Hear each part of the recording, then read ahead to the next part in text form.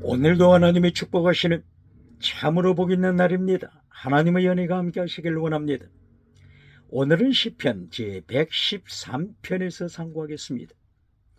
시편 제113편에서도 하나님의 종교 개혁의 역사는 강물처럼 흐르고 있습니다. 오늘 시편 113편의 주제는 하나님의 절대 주권, 하나님의 통치, 하나님의 심판 말씀하고 있습니다. 그러므로 여기서 하나님의 종과 마라의 쓴물을 강조하고 경고하고 있습니다. 시편 113편 1절 이하에서 하나님의 절대 주권을 선포합니다.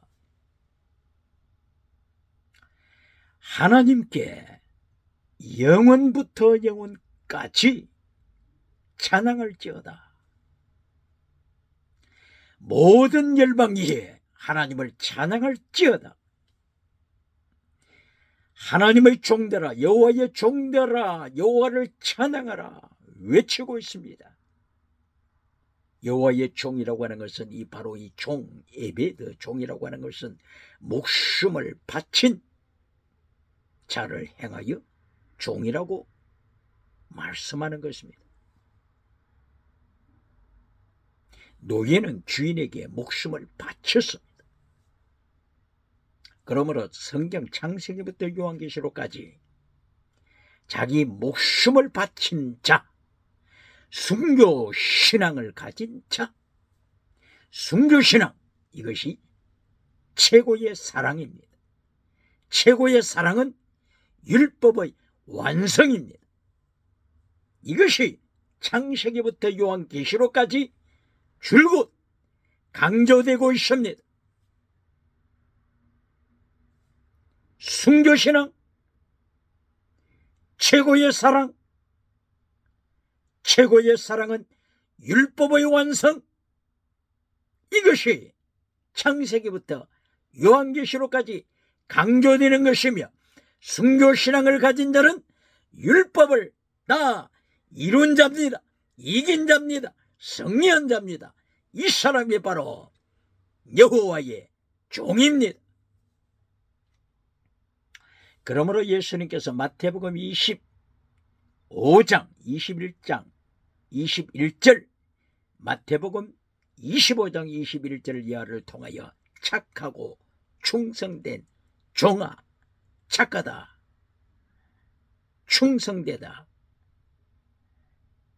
그리고 종, 착하다, 아가토스, 충성되다, 피스토스, 그리고 종, 둘로스, 아가토스, 피스토스, 둘로스, 착하고 충성된 종아, 바로 이것이 순교자의 신앙입니다. 바로 이것이 최고의 사랑입니다. 최고의 사랑이 곧바로 율법의 완성입니다. 창세기부터 요한계시록까지 이미 세 가지 단어로 성취했습니다. 창세기부터 요한계시록까지 핵심의 말씀을 선포한 것입니다.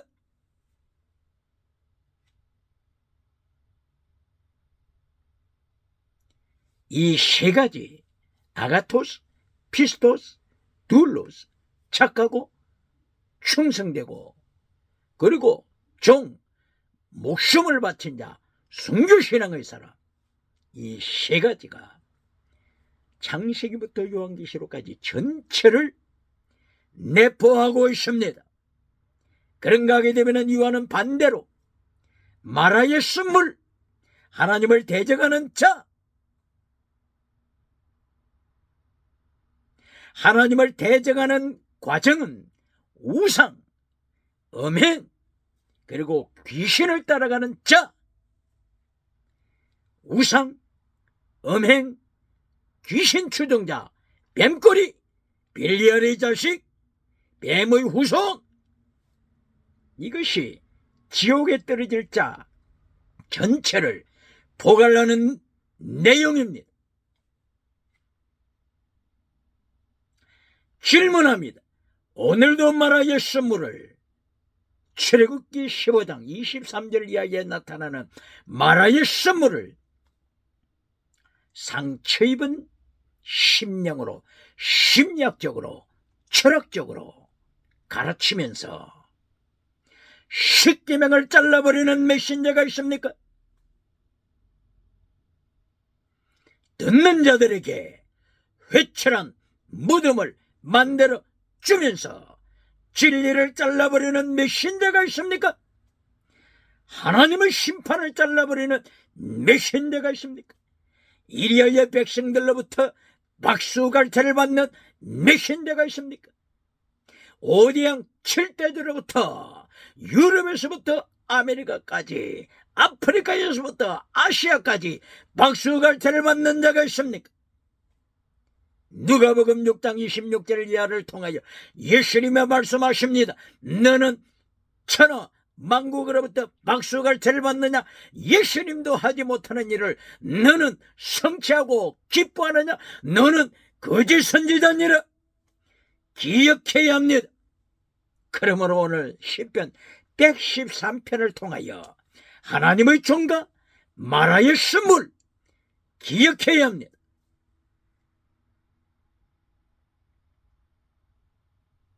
시편 113편을 통하여서 하나님의 권세, 하나님의 주권을 찬양하라고 외치고 있습니다.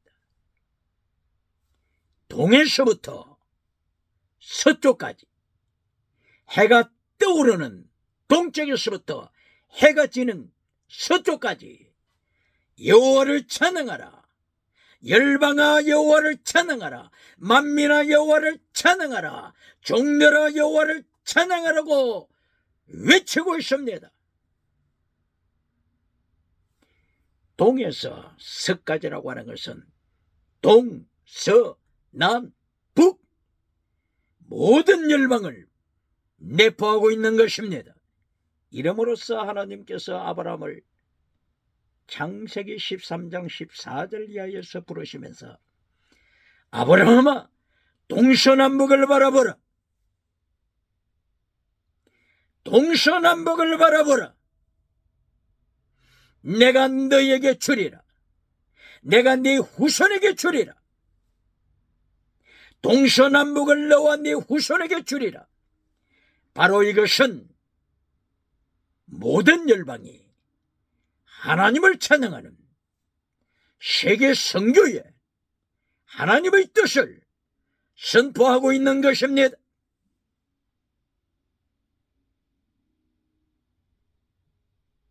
바로 이 동서남북, 오늘 시편 113편 1절과 2절 이하를 통하여서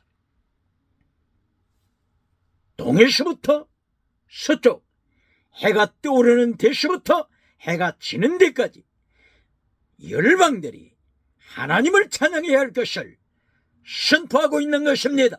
세계 선교를 선포하고 있는 것입니다. 세계를 행하여 예수님을 선포하고 있는 것입니다. 여호와를 선포하고 있는 것입니다. 성부, 성자, 성령 하나님을 선포하고 있는 것입니다.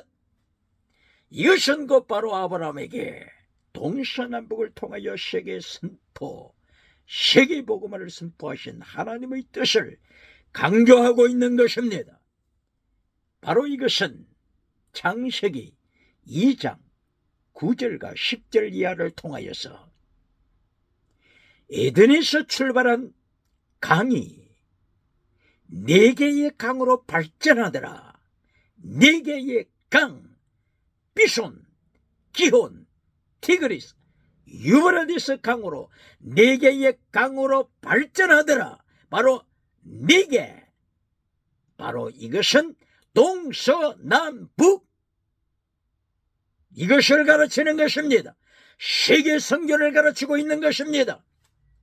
오늘도 비손, 기혼, 이 강들이 아라비아에 있는 강이라고 강조하는 자가 있습니까? 지금 여기서 비손강, 기혼강을 하나님께서 언급하시는 것은 에덴 동산에서 출발한 강이 비손, 기혼, 티그리스, 유브라디스 강을 만들어가는 것을 강조하시는 것은 네 개를 강조하는 것입니다. 핀트가 맞아야 하는 것입니다. 동서남북을 강조하는 것입니다. 비손강, 티그리스 강이 아프리카 나일강을 위시하여서 나일강 카르툼에서 두 강물이 만나서 카르툼, 수단에 있는 카르툼, 여기서 나일강으로 합류하여 지중해를 따라서 지중해를 만들고, 지중해에서는 대서양을 만들고, 대서양은 태평양을 만들어 온 세계가 복음의 강물, 생명수의 강물, 보혈의 강물, 성령님의 강물로 복음화될 것을, 동서남북이 복음화될 것을 외치고 예언하는 것입니다. 오늘 비손강, 티그리스 강이 비손, 기혼 강이 아라비아에 있는 강이라고 강조하고 있습니까? 핀트를 생각해야 합니다. 하나님께서 이 만수, 사를 강조하는 것을 기억해야 합니다. 아라비아의 비손강, 티그리스, 비손강, 기혼강이 아라비아에 있다. 무슨 차이가 있습니까? 비손강, 기혼강이 아프리카에서 흐른다. 비손강, 기혼강이 아라비아에서 흘러서 지중해로 들어간다. 지중해는 대서양을 만든다. 대서양은 태평양을 만든다. 무슨 차이가 있습니까? 꼭 같지 않습니까? 비손강, 기혼강이 아프리카에서 흐르든지, 비손강, 기혼강이 아라비아 사막을 흘러가든지, 지중해를 만들고, 지중해는 대서양을 만들고, 대서양은 태평양을 만나서 이사야가 믿음으로 꿈을 꾼 것처럼, 하박국 선지자가 믿음으로 꿈을 꾼 것처럼 물이 바다를 덮은 같이 여호와를 아는 지식이 온 세계에 충만하리라, 온 지구에 충만하리라 선포했습니다. 바로 이것을 목적으로 하여 4개의 강을 언급한 것입니다. 4개의 강이, 4개의 강 중에서 티그리스, 유브라디스 강, 여기에 대해서는 이론의 여지가 없죠. 이라크를 통해서 흘러가서 인도양을 통하여, 태평양을 통하여 대서양을 만나서 세계를 복음의 물로, 생명의 물로, 보혈의 물로, 성령님의 강물로 세계를 덮어버리는, 여기에 대하여 이론이 있습니까? 이론이 없지. 그리고 비손강, 기혼강은 어디를 따라간다고 성경이 말씀하고 있습니까? 비손강은 구스를 통과하더라. 구스가 에티오피아이죠. 에티오피아. 바로 에티오피아를 통과하는 기혼, 이 강이 청나일강이죠. 청나일강. 그리고 다른 한 강은 비손, 기혼강은 구스, 에티오피아를 지나서 구스 땅인 에티오피아를 지나가는 기혼강. 그리고 비손강은 하윌라를 지나가더라. 하윌라. 아라비아에 있는 하윌라냐, 그렇지 않으면 아프리카에 있는 하일라냐, 이것이 무슨 문제가 됩니까? 아프리카에 있는 강도 지중해로, 아라비아에 있는 강도 지중해로, 무슨 차이가 있습니까? 할렐루야, 할렐루야. 하나님께서 여기서 강조하시는 것은 네 갱을 통하여, 네 개의 강을 통하여, 하나님의 에덴 동산에서 출발하는 네 개의 강, 이것을 통하여 동서남북, 아브라함아 동서남북을 바라보라, 세계 선교를 말씀하고 있는 것입니다. 그리고 오늘 시편 113편에서 해가 뜨는 곳에서부터 해가 지는 곳까지 세계 동서남북을 말씀하고 있는 것입니다. 세계에서, 열방에서 여호와를 찬양하는 역사가 일어남을 선포하고 있는 것입니다. 이래야 마침내 마태복음 8장 11절, 그리고 누가복음 13장 29절, 동서남북에서 많은 사람들이 와서 아브라함과 함께 천국에 앉을 것이다. 바로 결론이 나왔습니다. 동서남북, 누가복음 13장 29절. 동서남북으로부터, 세계 열방에서부터 복음을 믿는 하나님의 종들, 복음을 믿는 하나님의 백성들이 아브라함과 함께 천국에 앉을 것이다. 이삭과 함께 천국에 앉을 것이다. 야곱과 함께 천국에 앉을 것이다. 그러나 나라의 본자손들은 밖으로 어둠으로 쫓겨나 이를 갈미서리라. 기억해야 합니다. 이것이 누가복음 13장 29절, 그리고 마태복음 8장 11절 이하 말씀하고 있습니다.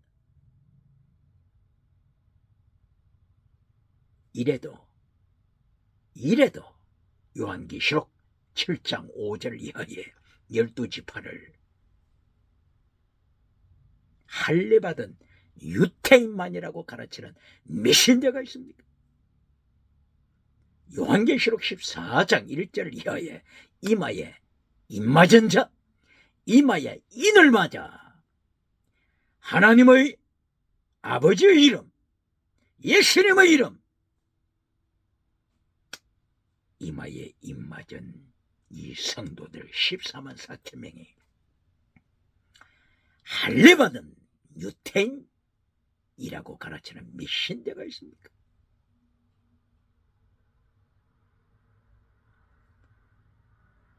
특별한 어떠한 종족을 다른 종족보다 우월시하여 성경을 해석하는 메신저가 있습니까? 지금 아브라함에게 동서남북을 바라봐라. 동서남북 열방에서 너의 후손들이 나타나리라. 아브라함은 네 후손이 나타나리라. 아브라함은 네 후손이 나타나리라. 바로 이 명령하는 것은 아브라함의 후손이 누구라고요? 동서남북 열방 모든 민족에서 나오는 예수님을 믿는 자입니다. 동서남북 열방에서 나오는 예수님을 믿는 자가 아브라함의 자손입니다. 아브라함의 자손입니다. 또 혈통적 유대인만 아브라함의 자손이라고 가르치는 자가 있습니까? 할례받은 자만 아브라함의 자손이라고 가르치는 메신저가 있습니까? 눈이 멀은 메신저가 있습니까? 갈라디아 3장 6절이야. 갈라디아 3장 26절, 27, 28, 29절이야. 예수님을 믿는 자가 아브라함의 자녀라, 아브라함의 자식이라 기억해야 합니다.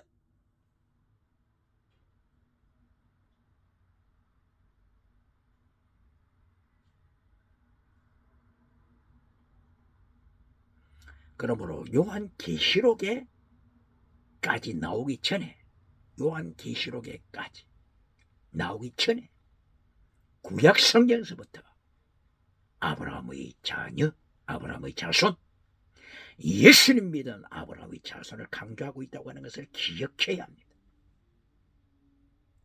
신약시대가 오기 전에 하나님께서는 예수님 안에 있는 자, 아브라함의 자손을 강조합니다. 동서남북으로부터 예수님을 믿는 아브라함의 자식이, 아브라함의 씨가, 아브라함의 후손이 나타나리라, 나타나리라 강조하고 예언하고 있습니다. 이것은 혈통적 유태인이 아닙니다. 셈의 후손에 속한 혈통적 유태인을 가리키는 것이 아닙니다. 동서남북 세계 열방에서부터 예수님을 믿는 아브라함의 자손이, 아브라함의 씨가, 제라 아브라함의 자손이 나타나리라 선포합니다. 오늘도 계시록 12지파를 언급할 때 혈통적인 유태인이라고 가르치는 메신저가 있습니까? 신약시대 요한계시록 5장 10절에는 이제 제사장은 레위지파에서 나오는 것이 아니다 이미 선포했지 않습니까? 제사장은 열방에서 나온다. 모든 민족에서 나온다. 모든 민족에서 예수님을 믿는 백성들이, 예수님을 믿는 자녀가, 예수님을 믿는 하나님의 사람들이 하나님의 나라와 제사장이 되리라. 하나님의 나라와 제사장이 되리라. 기억해야 합니다. 이것이 요한계시록 5장 10절 이하입니다. 이제는 제사법이 개혁됐습니다. 히브리서 9장 10절 이하로 개혁이 됐습니다. 이 제사법을 개혁시키기 위하여 예수님께서 레위지파가 아닌 유다지파를 통하여 오셔서 대제사장이 되셨다고 제사법을 개혁시키는 하나님의 뜻을 강조합니다. 족보가 없는 멜기세덱의 반차를 쫓아 예수님이 대제사장으로 오셨음을 선포합니다. 이것이 히브리서 7장 3절 이하여 8장 5절 이하여 9장 10장 계속 이어지는 제사법의 개혁입니다. 이리하여 마침내 요한계시록 7장 5절 이하여 12지파가 나오지만 바로 그 12지파에서 단지파가 빠져버렸죠. 에브라임 지파가 빠져버렸습니다. 단지파가 빠져버리자 바로 그 단지파에 어느 지파를 추가시켰습니까? 레위지파를 추가시켰습니다. 구약시대는 레위지파는 12지파와는 차원이 다른 특별한 지파로 하나님께 요제로 바쳐졌습니다. 그러나 계시록 7장은 어떻게 되었다고요? 레위지파가 12지파 안으로 들어왔습니다. 12지파 안으로 레위지파가 들어와서 이제는 레위지파에서 제사장이 나오는 것이 아니라 열방에서부터 모든 민족에서부터 제사장이 배출됩니다. 이것이 요한계시록 5장 10절입니다.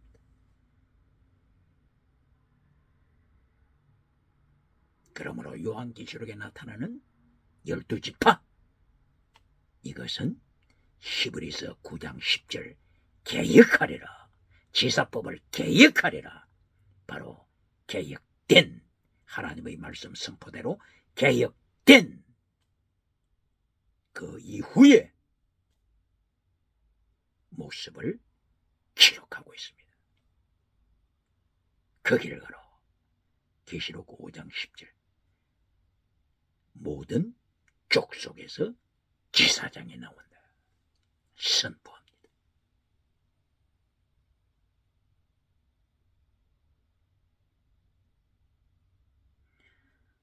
오늘 목사 안수 받았습니까? 목사 안수 받은 당신 미신자가 유태인입니까? 레이지파에 속합니까? 아니잖아요. 이미 개혁 됐습니다. 할렐루야!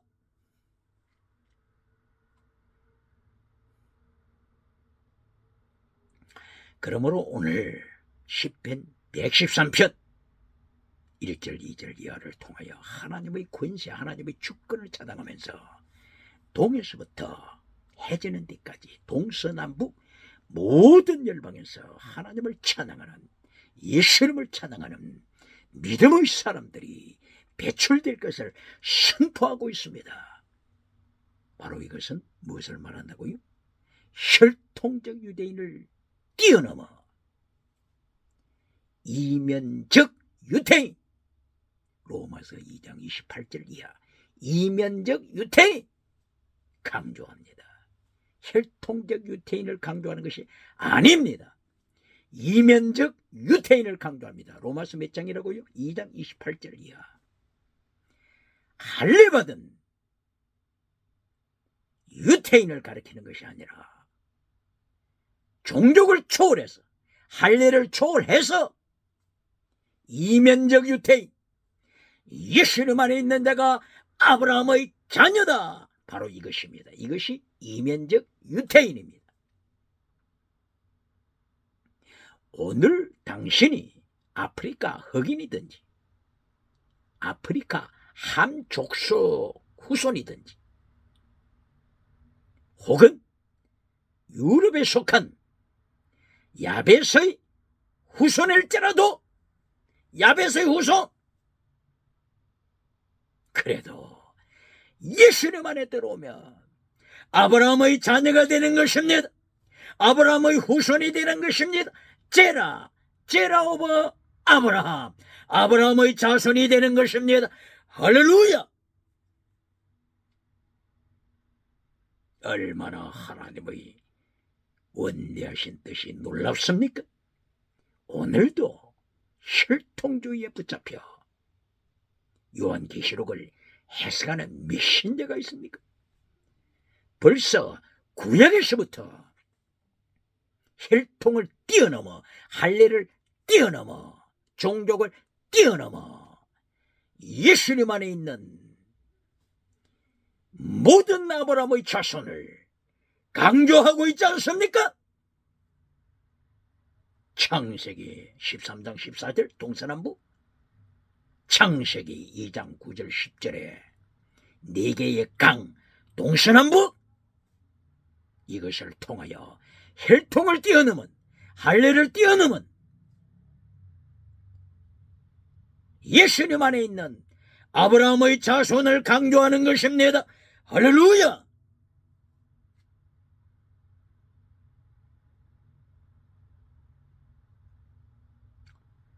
그러므로 이면적 유태인을 언급하면서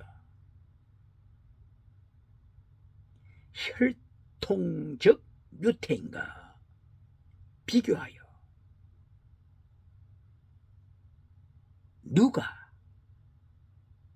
하나님이 기뻐하시는 믿음의 사람의 자리에 섰는가를 체크해야 합니다. 요한계시록 2장 9절, 유태인을 향하여, 혈통적 유태인을 향하여 뭐라고 말씀했습니까? 사탄의 회당, 기억해야 합니다.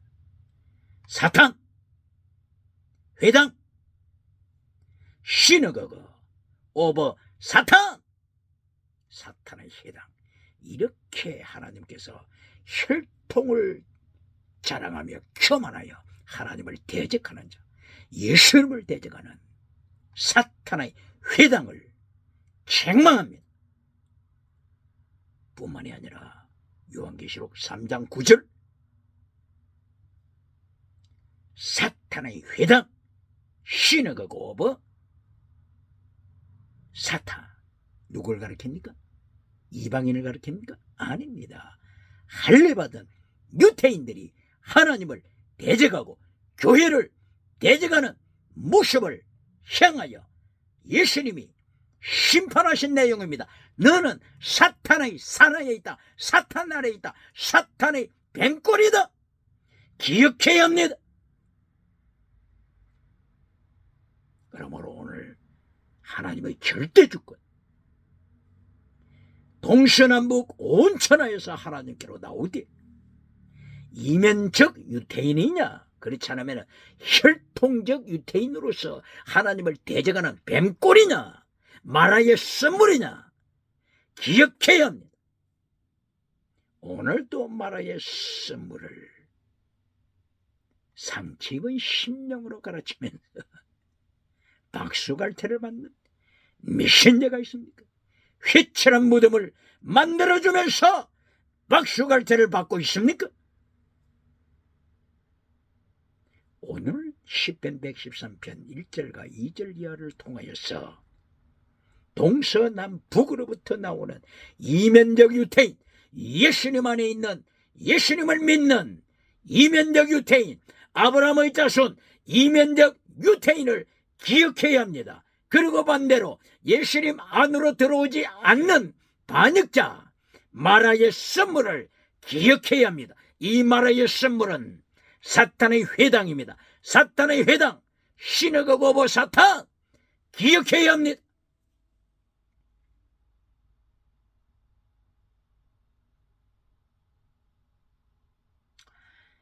이것을 통치하시는 하나님의 절대주권, 하나님의 절대주권 손아귀에 있는 이면적 유태인, 예수님 안에 있는 자, 그리고 사탄의 꼬리가 된 회개하지 않는 표면적 유태인, 사탄의 회당, 어디에 있다고요? 요한계시록 2장 9절, 요한계시록 3장 9절, 사탄의 회당, 회개하지 않는 사탄의 회당, 유태인, 기억해야 합니다.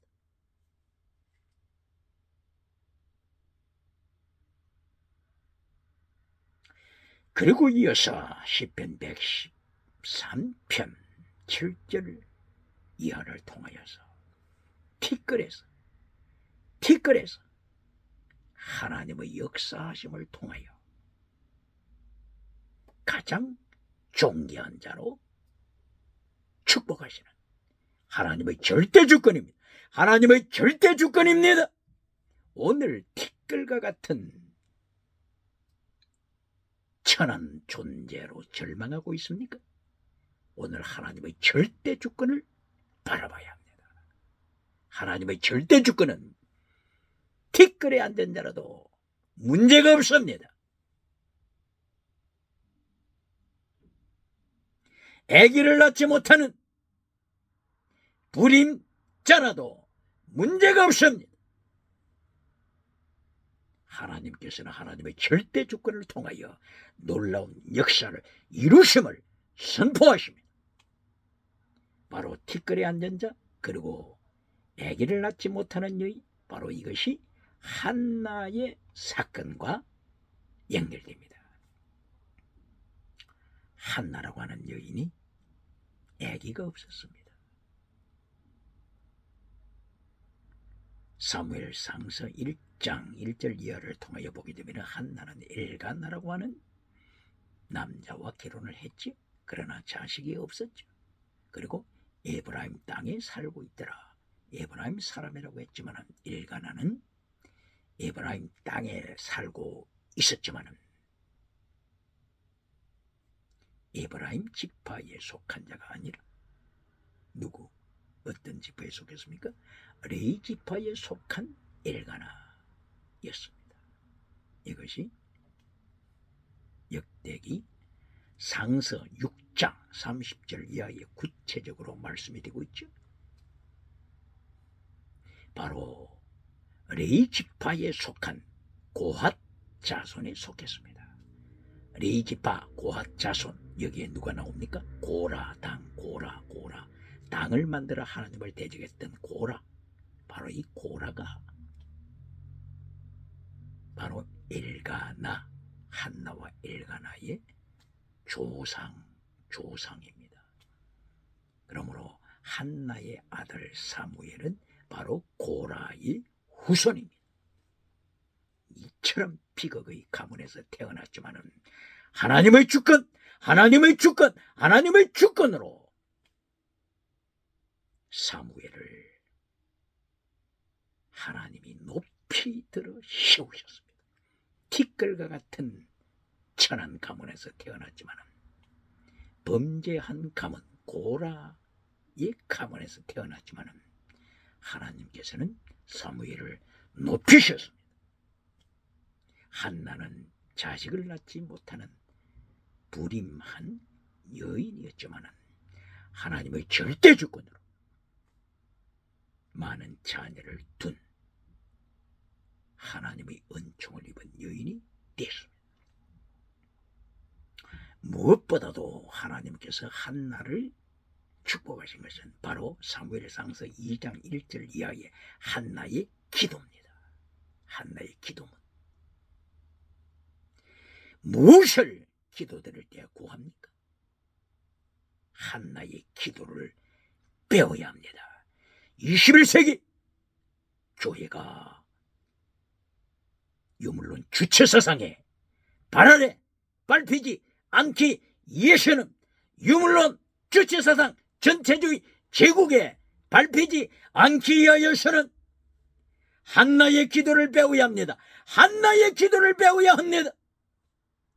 사무엘상서 2장 1절 이하 한나의 기도입니다. 사무엘상서 2장 3절 하나님은 행동을 달아보시는 하나님이시다. 행동을 달아보시는 하나님. 한나는 하나님 앞에 어떻게 살아야 할지를 생각하며 기도드립니다. 그리고 6절 2장 6절 사무엘상서 2장 6절에 한나는 기도드리기를 하나님은 죽이기도 하시는 하나님이시다. 살리기도 하시는 하나님이시다. 음부에 서울에 음부에 던지시기도 하는 권세를 가진 하나님이시다. 지옥에 던지시는 권세를 가지신 하나님이시다. 고백합니다. 그런가 하게 되면 천국으로 끌어올리시는 권세를 가지신 하나님이시다. 고백합니다. 이 한나의 기도를 드립니까? 대한민국 기독교가 한나의 기도를 드립니까? 죽이기도 하시는 하나님의 주권, 살리기도 하시는 하나님의 권세, 이 한나의 기도를 메신저들은 선포합니까? 백성이 두려워서 선포하지 못합니까? 회칠한 무덤으로 진리를 잘라버립니까? 한나는 지옥, 서울, 지옥을 선포합니다.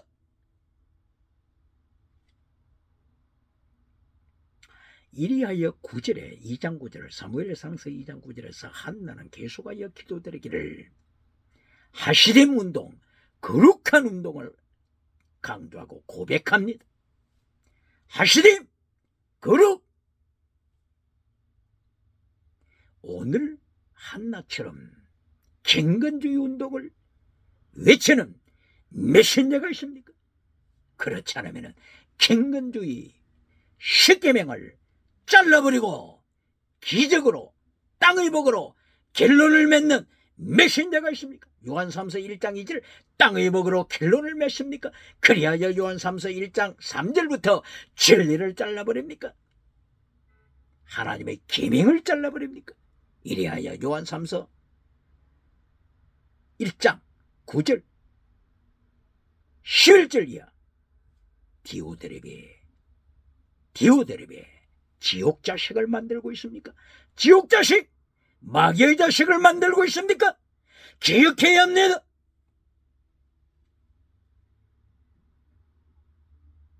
이리하여 한나는 2장 9절에서 마라의 스물, 하나님의 말씀을 대적하는 마라의 스물, 하나님의 말씀을 대적하면서 우상을 교회 안으로 끌고 오는 자, 음행을 교회 안으로 끌고 오는 자, 귀신을 교회 안으로 끌고 오는 자, 이리하여 다시 논을 만드는 자, 다시 논, 다원주의, 내 주먹을 믿어도 천국 간다고 가르치는 다신론을 가르치는 메신저가 있습니까? 오직 예수를 외치지 못하는 벙어리개가 있습니까?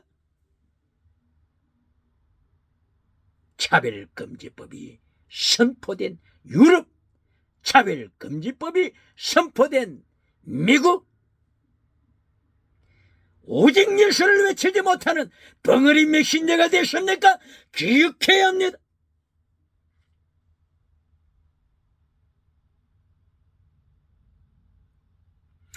이리하여 한나는 사무엘상서 2장 10절을 통하여 철저한 하나님의 심판이 온 땅에 임할 것을 선포합니다. 예언합니다. 이렇게 한나의 기도를 가르치는 교회가 있습니까? 21세기 한나의 기도를 가르치는 교회가 있습니까?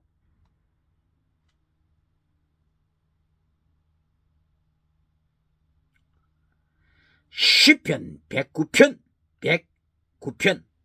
4절 5절 6절 7절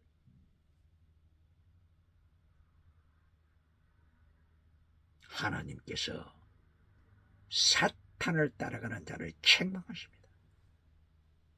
마라의 쓴물을 자기도 마시고 마라의 쓴물을 교인들에게 마시게 하는 자, 바로 그 사람의 오른쪽에는 사탄이 있더라. 누가 있다고요? 사탄이 있더라. 시편 몇 편이라고요? 109편 4절 6절 마라의 쓴물을 상처 입은 심령이라고 가르치는 이 메신저의 오른쪽에 누가 있다고요? 사탄이 있더라. 사탄으로부터 능력을 받고 사탄으로부터 권세를 받아 엑수시아 두나미스, 사탄으로부터 이렇게 주권과 권세를 받아서 기적을 행하면서 마라의 쓴물을 마시게 합니다. 그렇게 되니까 109편 7절 심판자리에 섰을 때 하나님이여 심판 앞에서 정죄받게 하소서. 정죄, condemnation, 정죄받게 하소서. 성경이 마라의 쓴물을 마시는 자를 책망하고 있지 않습니까? 저들의 기도가 죄가 되게 하소서. 기도가 죄가 되게 하소서. 이거보다 무서운 말씀이 어디 있습니까? 한나의 기도를 드리지 아니하고 땅의 범사복을, 첫째도 땅의 복, 둘째도 땅의 복, 결론에서도 땅의 복으로 강조하고 기도하자. 기도가 저주가 되고 말았습니다. 기도 응답 받았지만은 저주가 되고 말았습니다. 바라크 복이 curse, 저주가 되고 말았습니다. 이것이 라오디게아 교회입니다. 이것이 4대 교회 현주소입니다.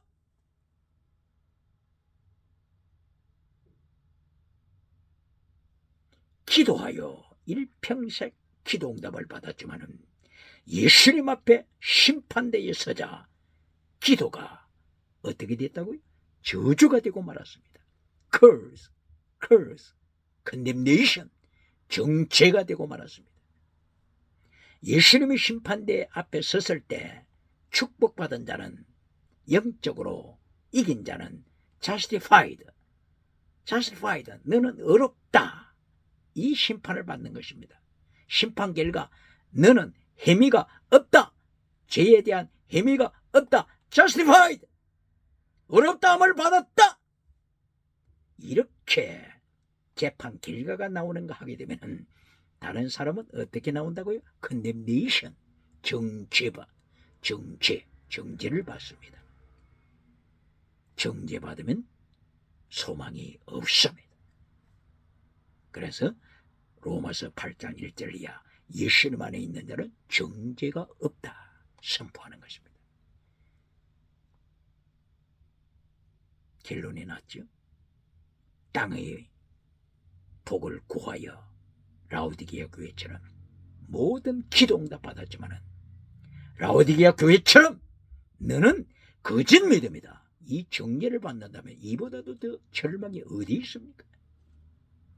사대교회 같은 경우에 기적의 역사가 나타나고 지나가는 은사가 나타나서 온 세계가 살아있는 교회라고 부러워하면서 축하를 했지만 사대교회는 예수님의 심판대 앞에서 기도가 죄가 되고 말았습니다.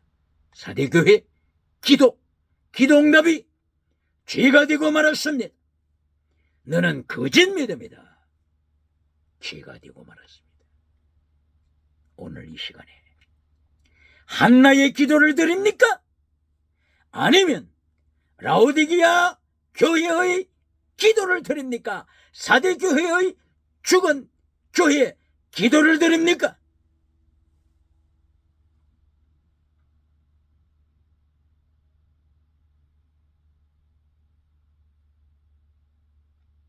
그러므로 오늘 시편 113편에서 하나님의 절대 조건으로 쓰레기처럼 천한 자리에 있다고 할지라도 하나님께서 한나를 높이 드시고 사무엘을 높이 드십니다. 사무엘은 제사장이 될 수 없는 가문에서 태어났지만은 나실인 제도를 통하여, 나실인 나자르, 하나님께 바치다, 나자르 바치다라고 하는 뜻이죠. 하나님께 바치다, 자기를 하나님께 바치는 이 나자르 제도, 나실인 제도를 통하여 사무엘은 일평생 하나님께 바쳐진 자가 됨으로써 제사장 사명을 감당했습니다. 사사 사명을 감당했습니다. 선지자 사명을 감당했습니다. 티끌보다도 못한 천한 고라 후손의 가문에서 태어났지만 하나님께 높이 한나를 드시고 하나님께서 높이 사무엘을 드셔서 영광스러운 자리로 축복하셨습니다. 오늘 시편 113편은 하나님의 절대 주권을 선포합니다. 하나님의 절대 주권, 동서남북 모든 열방에 있는 누구든지 하나님의 절대 주권에 붙잡힐 때 놀라운 역사가 일어납니다. 놀라운 역사가 일어납니다.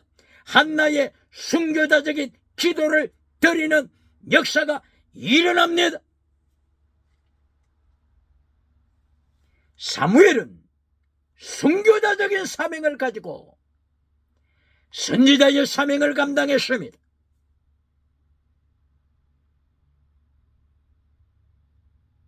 이리하여 사무엘은 사무엘상서 12장 14절 이하 그리고 23절 이하를 통하여 사무엘은 모든 백성 앞에서 그리고 사울 왕 앞에서 진리를 선포했습니다. 기억해야 합니다. 사무엘상서 12장 14절 마라의 쓴물을 마시는 자를 향하여 책망합니다. 사무엘은 마라의 쓴물을 마시면서 하나님을 대적하는 자, 마라의 쓴물을 마시면서 우상, 음행, 귀신, 마귀를 따라가는 저들을 책망합니다. 그리고 사무엘상서 12장 23절 이하에 25절 사무엘은 왕 앞에서까지 하나님의 말씀을 파괴시키면, 십계명을 파괴시키면 멸망한다, 멸망한다, 멸망한다, 멸망으로 메시지를 마칩니다. 기억해야 합니다. 결론이 뭡니까? 오늘 메시지 결론이 무엇입니까? 한국교회, 21세기 한국교회, 21세기 대한민국 기독교 메시지 결론이 무엇입니까? 메시지 결론이 또다시 십계명을 잘라버리고 땅의 복으로 결론 맺습니까? 그리하여 박수갈채를 받는 메신저가 있습니까? 그리하여 마라의 쓴물을 마시게 하는 메신저가 있습니까? 그리하여 귀신을 따라가고 우상을 따라가고 음행을 따라가는 마라의 쓴물을 마시는, 그리고 마시게 하는 메신저가 있습니까? 라오디게아 교회를 만들어가는 메신저가 있습니까? 죽은 사대 교회를 만들어가는 메신저가 있습니까?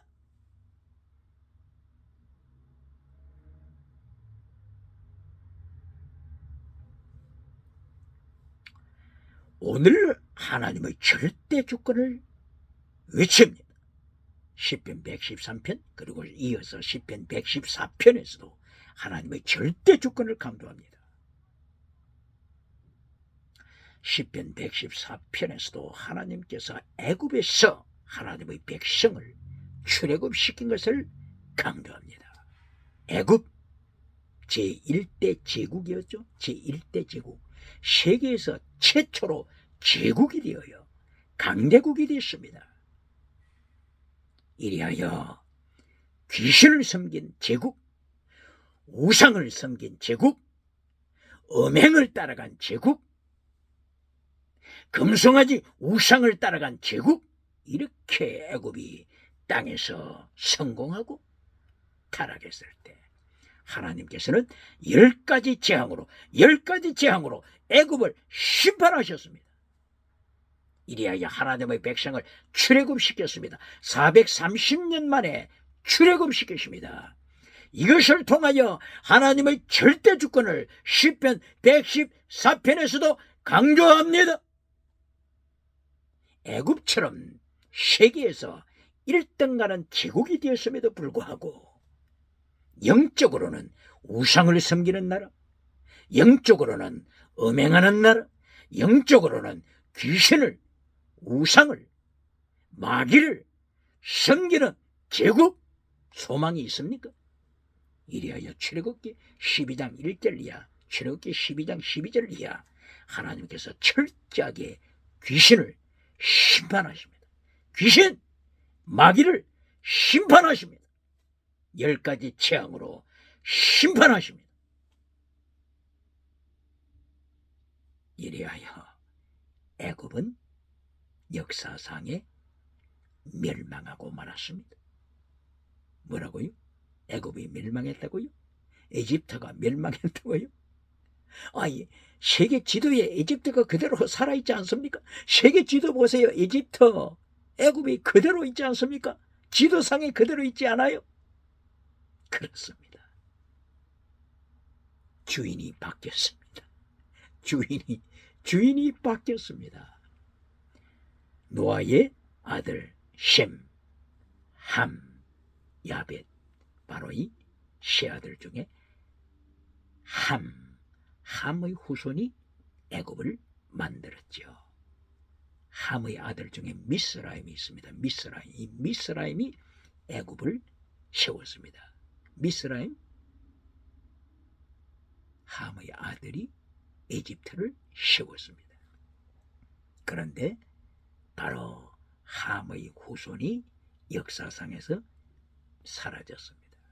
애굽의 주인은 함의 후손이 아닙니다. 클레오파트라 7세 이야기 들어보셨죠? 클레오파트라 7세. 애굽 땅, 에집트 땅을 통치하고 있었지만은 클레오파트라 7세는 어느 나라 사람이라고요? 셈, 함, 야벳 중에서 유럽 사람 야벳의 후손입니다. 주인이 바뀌었습니다. 에집트의 주인이 바뀌었습니다. 무엇을 말씀한다고요? 하나님께서 애굽을 10가지 재앙으로 심판하셨죠. 하나님께서 철저하게 우상을 섬기는 애굽, 귀신을 섬기는 애굽, 음행하는 애굽을 심판하실 것을 예고하시고 역사상에 심판하셨습니다. 그래야 클레오파트라 7세는 함의 후손이 아니라 야벳, 유럽 사람의 후손입니다. 그리스 나라의 후손입니다. 클레오파트라 7세도 하나님의 심판으로 비참하게 죽었죠. 비참하게 죽어서 뱀에 물려 자살을 했다고 했죠. 이때가 BC 30년이라고 했죠. 클레오파트라 7세는 자기의 정치의 영광을 지키기 위하여 하나님 앞에 무릎 꿇은 것이 아니라 예수님 앞에 무릎 꿇는 것이 아니라 금모술수를 통해서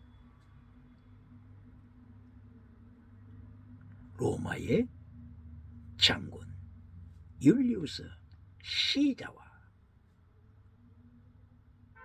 근친 관계를 통하여 금모술수로 해결해 보려고 했죠. 로마의 장군 안토니우스와 자식을 낳기까지 하면서 금모술수로 해결하려고 했죠. 그러다가 비참하게 자살로 끝났습니다.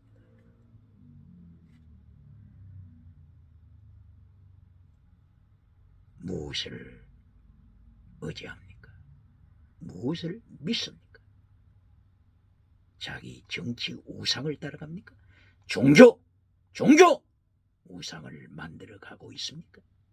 경제 황금 우상을 만들어가고 있습니까? 하나님의 절대 주권 철저하게 심판하십니다.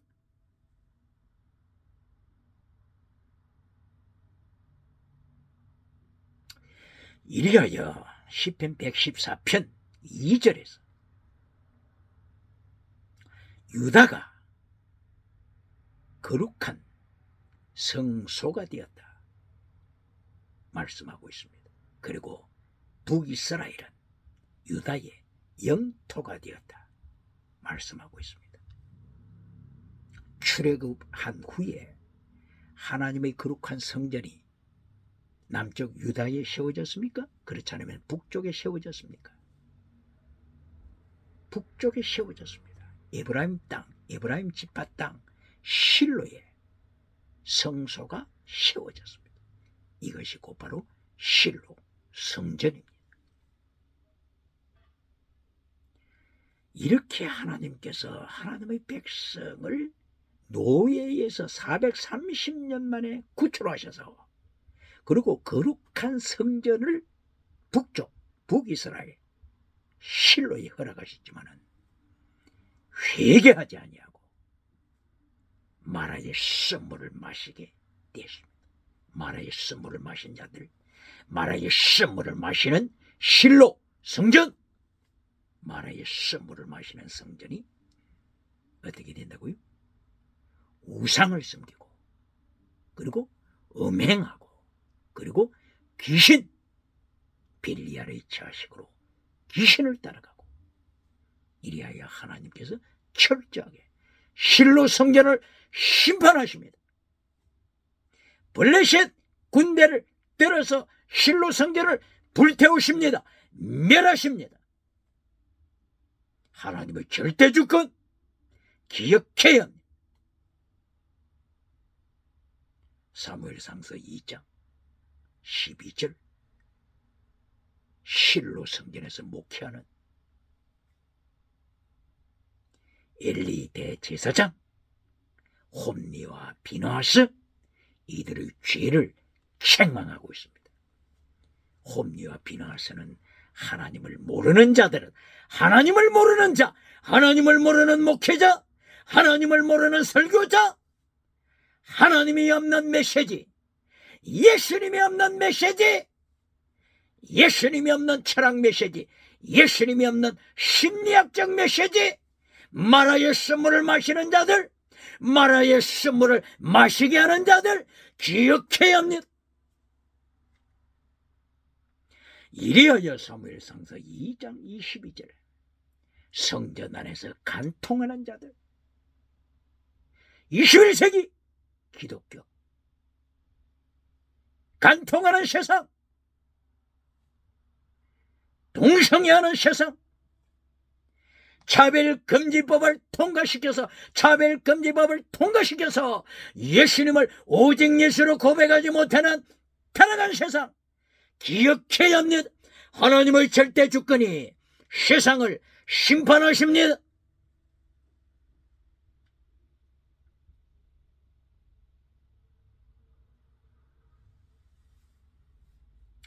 이리하여 하나님께서 북쪽에 있는 실로 성전을 심판하시자 결론적으로는 남쪽 유다의 예루살렘에 성전이 세워졌습니다.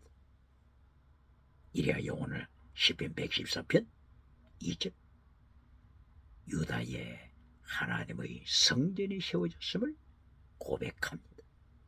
바로 이것은 다른 말로 하게 되면 북쪽에 세워진 하나님의 성전을 하나님이 블레셋을 불러 밟아버렸습니다.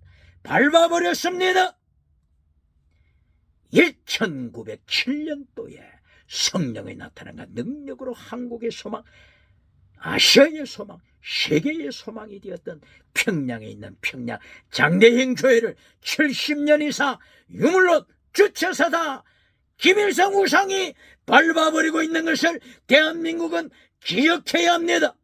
성령이 나타난 것 능력, 그리고 무엇을 선포합니까? 무엇을 선포합니까? 하나님의 성령에 나타난 것 능력을 통하여 무엇을 선포합니까? 기적을 선포합니까? 기적을 선포합니까? 지나가는 은사를 선포합니까? 그렇지 않으면 십계명을 선포합니까? 그렇지 않으면 진리를 선포합니까?